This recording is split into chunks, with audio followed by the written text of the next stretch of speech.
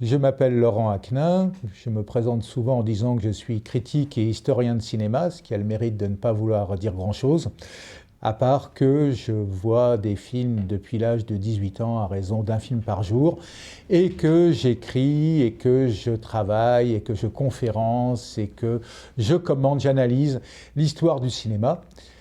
Et au fur et à mesure de mes propres recherches, j'ai été amené à m'intéresser à ce qu'on appelle de nos jours l'ésotérisme, d'une manière un petit peu imprévue, je dois dire au départ, parce que c'était l'ésotérisme, pour ceux de ma génération, c'était les petits bouquins de poche du style j'ai lu l'aventure mystérieuse, l'île de Pâques, le mystère des pyramides, enfin ce genre de calembredaine, et c'était pas très sérieux. Par contre, au niveau de l'imagination, c'était passionnant.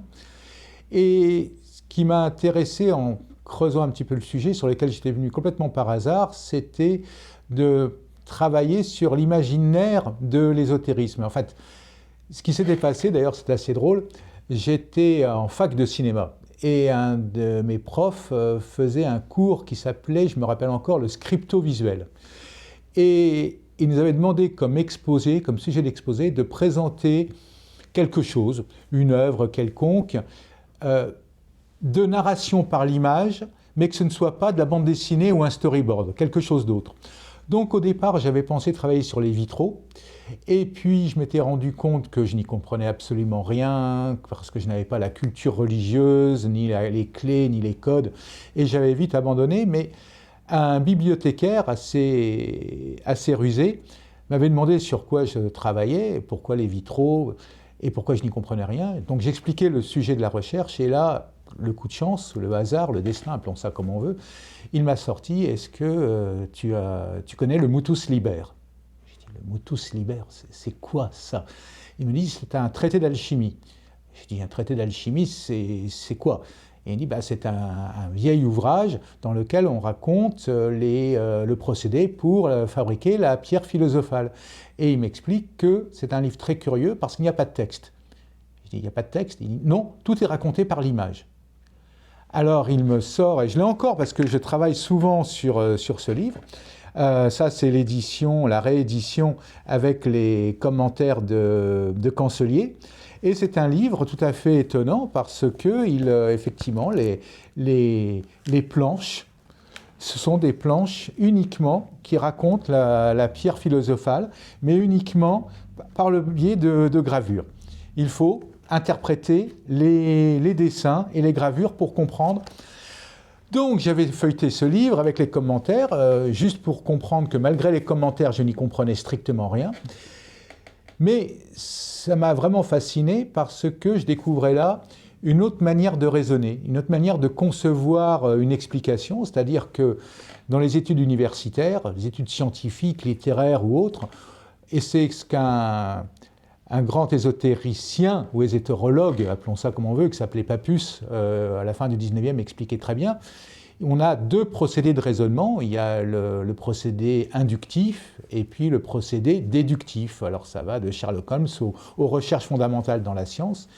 Et l'ésotérisme ajoute un troisième niveau qui ne se substitue pas aux deux autres, qui rajoute un autre qui est, on va dire, un moyen de raisonnement symbolique, tout simplement, analogique. C'est-à-dire qu'on va prendre une image et cette image, par analogie, va vouloir donner un concept. On va prendre une rose et ça va signifier quelque chose. On va prendre un lion et ça va signifier quelque chose. On va rajouter les deux, ça va encore donner un sens.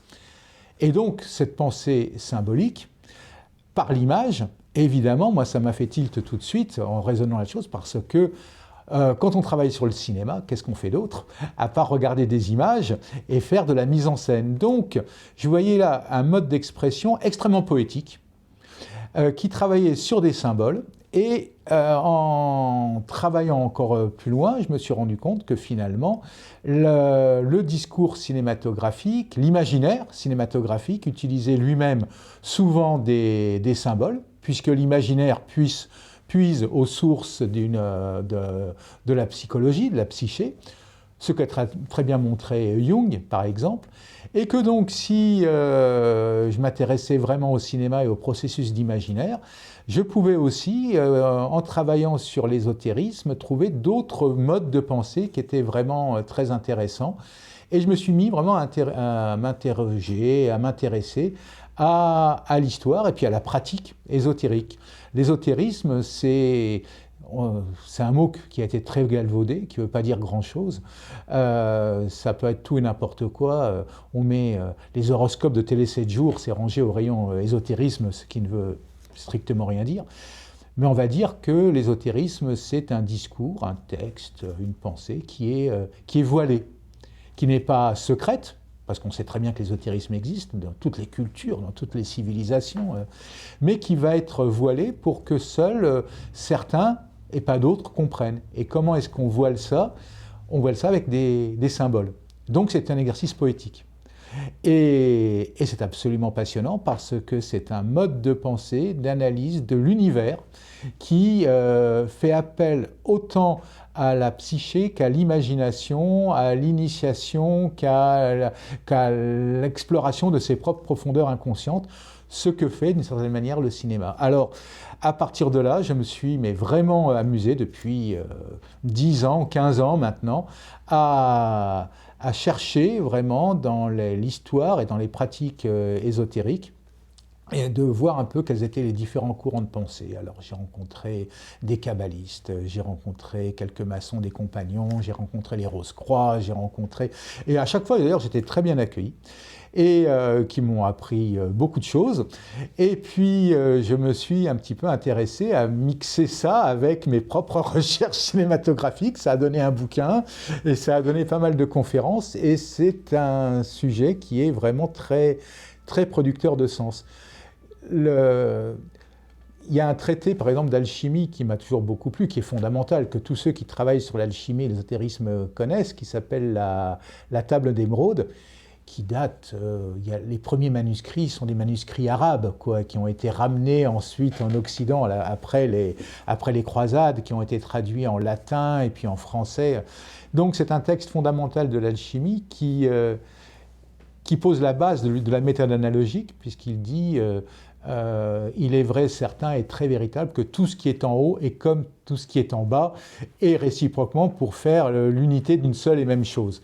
Alors si on considère que ça s'applique à une salle de cinéma, ça veut dire que ce qui est sur l'écran est comme ce qui est dans la tête des gens, que on projette notre inconscient dans une salle de cinéma. En même temps, on reçoit par un processus hypnotique des informations par le cinéma. Enfin, on peut vraiment avoir un outil d'analyse extrêmement fort. Et puis, ce qui est très drôle, moi ça me fait toujours rire, c'est de penser que je suis arrivé à m'intéresser à ça par le cinéma, comme quoi c'est vraiment une porte d'entrée extrêmement multiple et pas par, je ne sais pas moi, une origine familiale ou par des recherches spirituelles personnelles. C'est vraiment le cinéma qui m'a amené à m'intéresser par le jeu des correspondances, justement, entre un processus qui est celui du processus du spectateur, dans une salle de cinéma, et le processus de la recherche intérieure ésotérique.